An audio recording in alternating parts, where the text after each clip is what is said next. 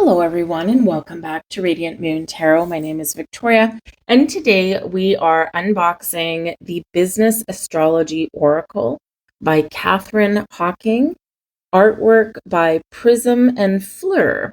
So this came across my world, and it looked kind of interesting because we don't often see see specific decks, especially astrology, that are specifically for business, for your career, for a business that you own. So anyway, thought that it was quite interesting looking. So here we are.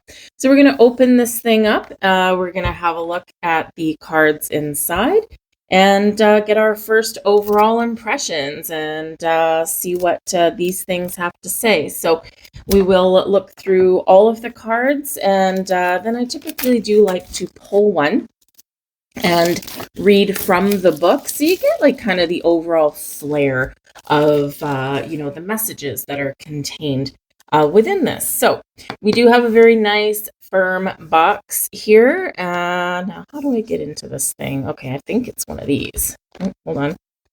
Well, look at that. Oh, there we go. Okay, almost had me fooled right first thing in the morning. Here we go. So we've got a nice little magnetic closure there. So that's quite nice. And let's just read the back of the box here. Number one, retails for $26.99 US or $35.99 Canadian. Business astrology helps you to run your business in alignment with the cycles of the cosmos, gain grounded guidance on how to navigate the astro weather, and make decisions that are supported by the stars. The first oracle deck of its kind, the Business Astrology Oracle, is not just an oracle, it's also a learning tool offering female entrepreneurs a unique business astrology framework in a box. Interesting. All right, so let's have a look. So as we open the box, let astrology be your guiding light to illuminate your business with cosmic sight. So we've got a nice looking book here, quite thick. And let's see. So black and white book. All right, how many pages do we have in here? It's pretty thick. So got, what is that? 177 pages by the time we get to the acknowledgements. So as we open it up, let astrology guide you into the soul of your business. We've got a table of contents, introduction, how to use your Oracle deck, ways to use the cards, how to read the cards, a selection of spreads. That's always nice. I've been reading cards for so many years, and I have my own spreads that I've developed over the years, and a lot of times these days I kind of tend to do things a little bit freeform.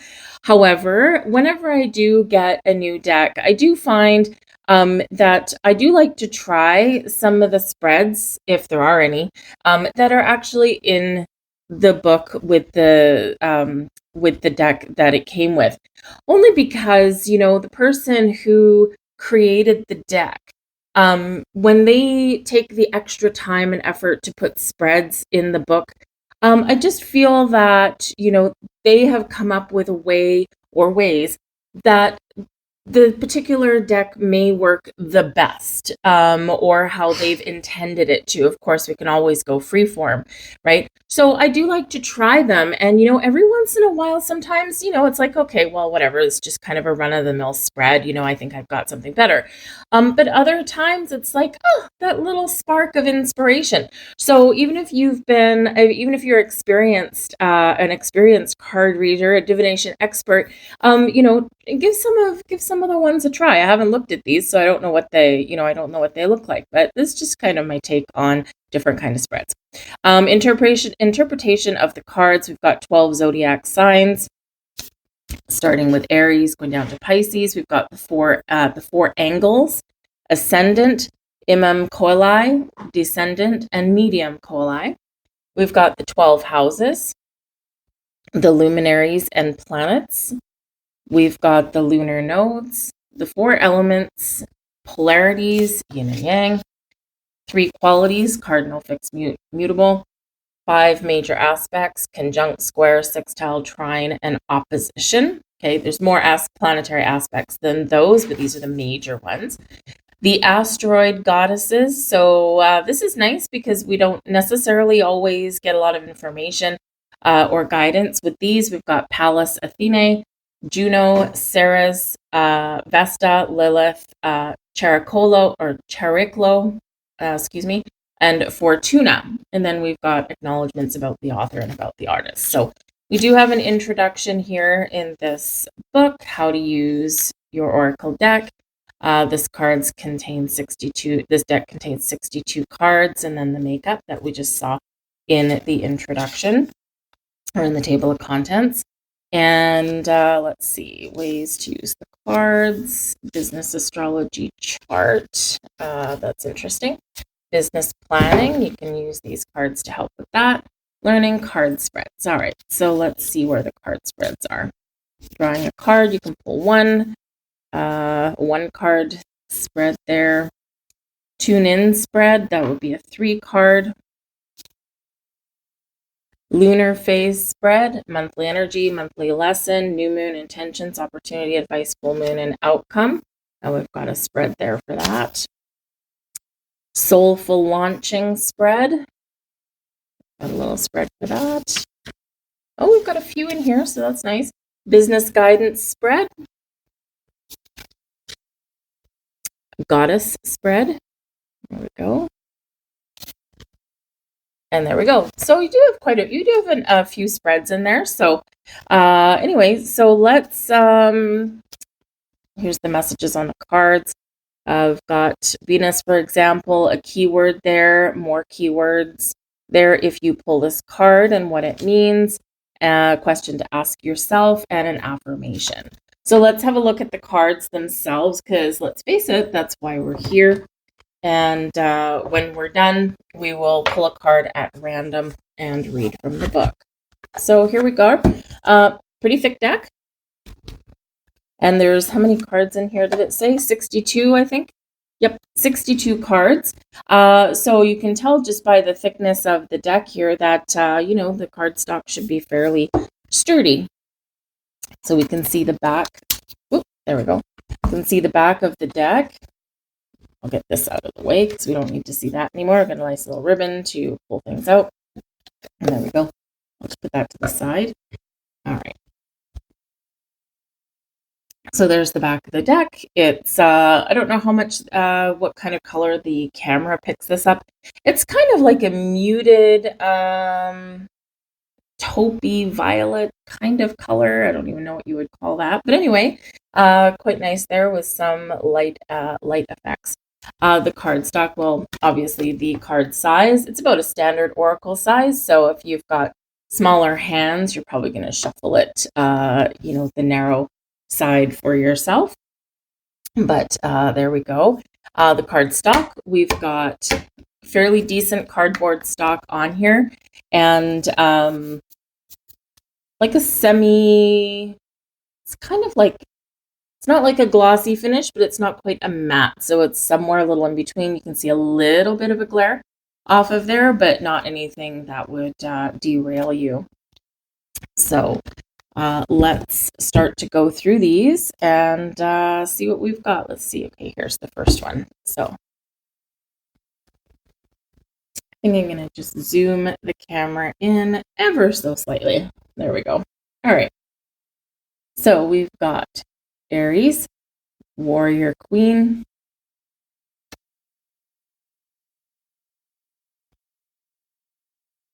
Taurus, Earth Maiden, Gemini, Sacred Messenger, Cancer, Nurturer. Beautiful, calm and serene. It looks like the moon features in a lot of these. This does have a feminine spin on it. Feminine is very creative and nurturing, so just what you would need for your business path. Leo, Creatress. Virgo, Grounded Healer.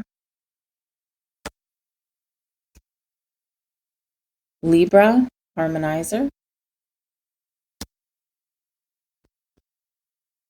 Scorpio, Alchemist. Dark and Mysterious is the Scorpio one. Sagittarius, Seeker.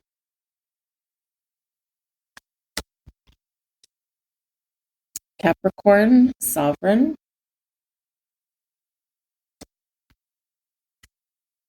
Aquarius, the Rebel.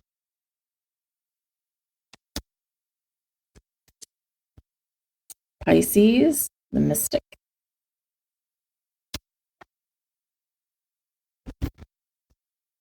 And let's see.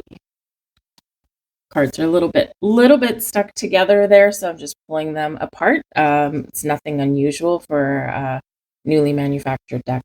Ascendant, Perception. Imam Kolai, Past Experience.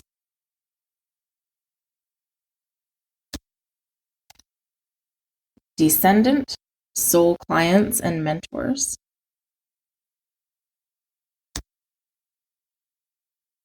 Medium Kolai, Path of Least Resistance. Is that the path you take? I don't.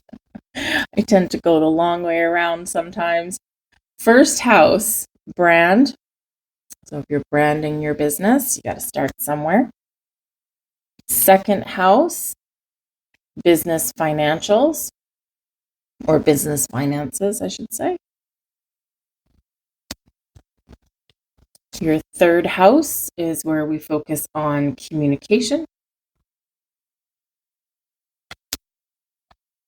Fourth house, we're building a foundation.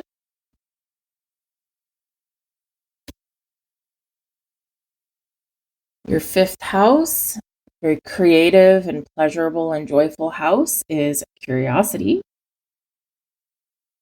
where we blossom often in the fifth house. Your sixth house, your day-to-day operations, daily operations there. Your sixth house is all about your daily habits, work, and routines.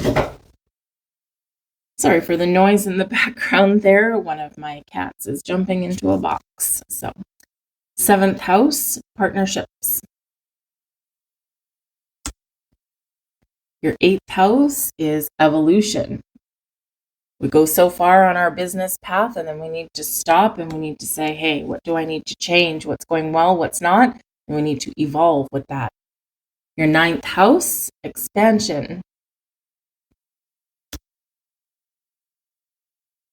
10th house is where we get recognition. 11th house, community. Get your name out there, get your business out there. 12th house, hidden traits. It's where we dive deep. We find the things that we can't always see. We've got the sun. The sun encourages you to shine. Also, the sun brings success and abundance. The moon, connect. Connect with your inner world. We get a little creative. We can also feel a connection with, I guess, our business. But Mercury, express yourself. Mercury is about communication, getting your thoughts out there, spreading the word, perhaps. We have Venus with magnetize.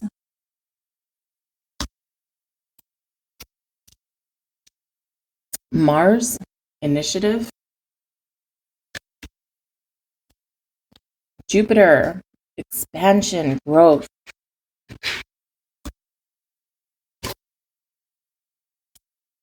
Saturn, structure. I'm going to set some goals when we get Saturn. Neptune, intuit. You can see the shadow of Neptune in the background there. Uranus, awaken. Uranus, we can invoke change. It's electrifying energy. Pluto, transform. Chiron, we heal, we fix things, we set things back on track. North Node, Purpose, our future, where are we going, where are we headed? South node, stagnation. We don't want to be stuck in the past. We want to break free. We want to move forward into the north node energy. Fire energy, activate. Earth, get down to earth. We persist. Persistence is that. One foot in front of the other. Take our time. Air, it's a beautiful airy card, isn't it? Balloons everywhere. Air is reason. Use our logic, our intellect. Water, flow, go with the flow. We let our creativity flow. We don't resist things, we just allow. Yin is our receiving energy. Yang, build energy, our masculine energy there. Cardinal, our vision.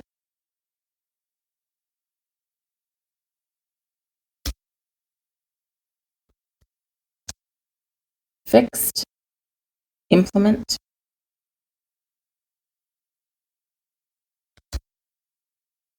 Mutable, refine.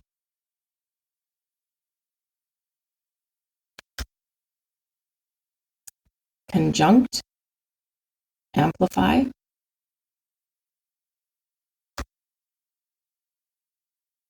Square represents a challenge, that's for sure. Think of when we square off, right? We can have two planets square off with each other. We can have a planet square off with a sign. A square is quite a challenging energy. Sextile, lots of potential with a sextile energy. Trine, a little bit of an easier time, easier connections. Can work with people quite well. Opposition, push and pull, different opinions, different outlooks, different paths. Back and forth energy sometimes a little bit. Pallas Athene, strategy. Juno, commitment. Ceres, growth.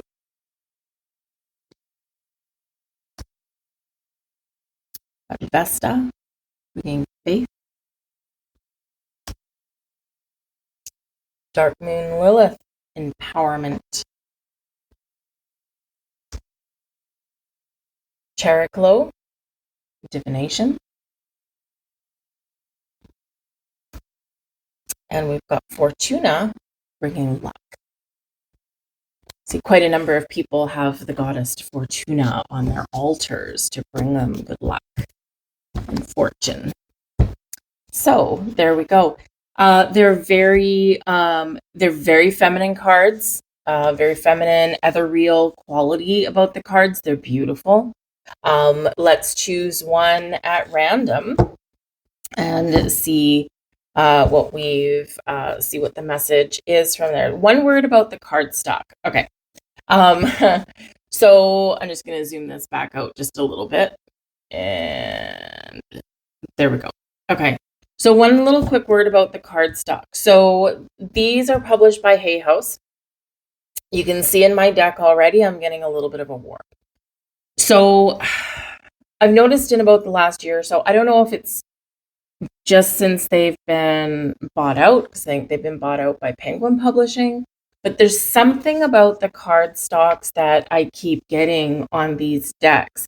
So I have many decks from Hay House going back a number of years, and I've never had this issue before. And the cardstock is still like good.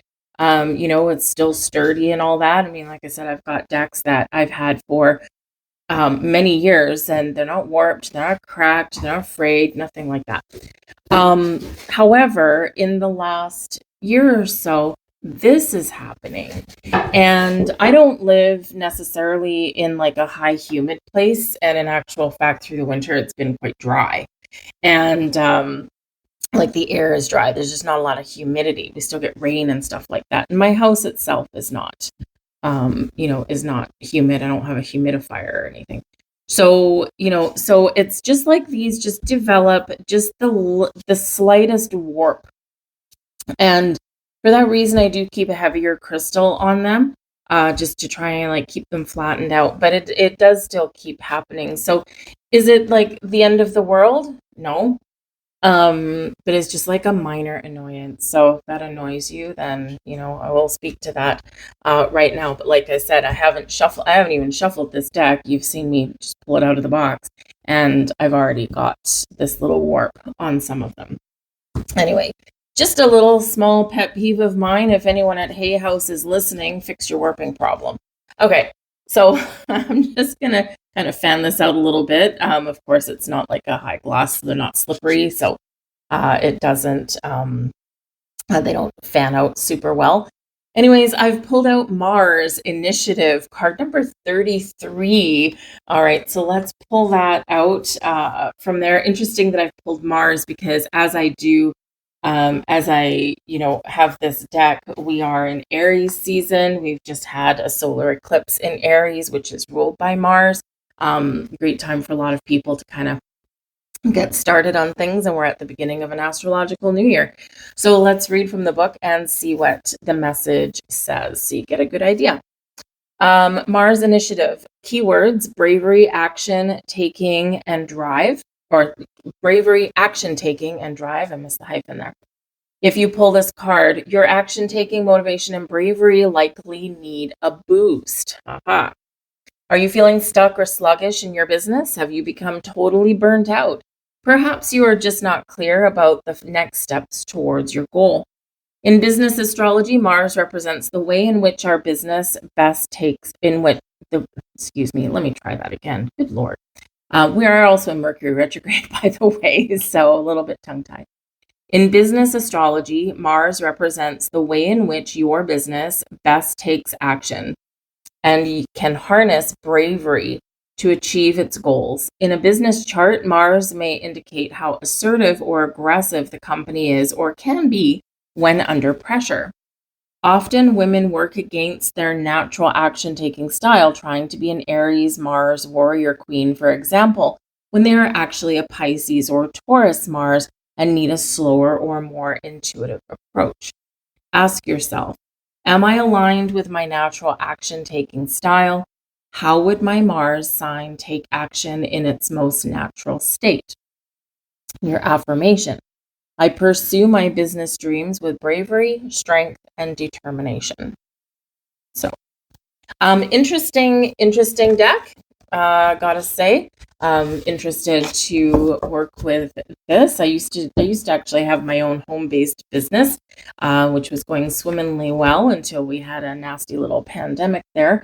I had a custom cake making business that I ran out of my kitchen. So anyway, but I don't do that anymore. So at least not right now. So anyways, just don't have time. So but anyways, this should be a really quite interesting. It's not a super expensive deck, so if this interests you, I'll put the link down below where I got it, and get it for yourself if you're interested. But I would love to hear from you. Do you have this deck? Have you used this deck? It is new, so I don't know how many people out there will have it, but what are your first impressions of it? And I'd love to hear from you. But that is the Business Astrology Oracle. I thank you guys for watching, and I'll see you later. Bye.